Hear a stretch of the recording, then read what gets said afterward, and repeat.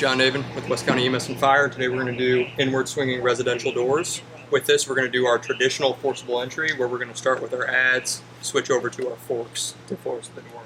When we first come in we always try before we pry, make sure we have our eye protection and PPE on. We're going to push in the top of the door and the bottom to see if we get any gap. Most residential doors will get a little bit of a gap where we can get our adds in as long as it's tuned appropriately. So we'll push, get our elegant against the door, slide our adds in to the door stop. We will go below or above our lock and then pry on the opposite side as the pike until we have our tool flush against the door. Then we'll go ahead and capture progress.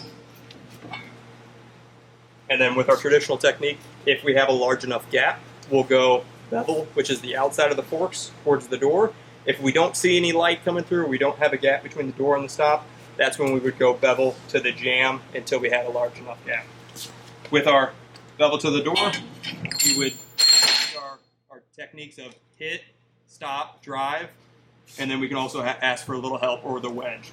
So we would hit our tool until the forks, the crotch of the forks is against the door stop, and then we would force the door open. Most doors this would finish it off.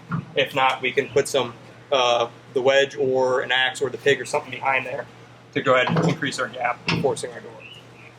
If we get to this point and we can't finish forcing it, we can also switch over and put our pads against the door this way and finish prying against it.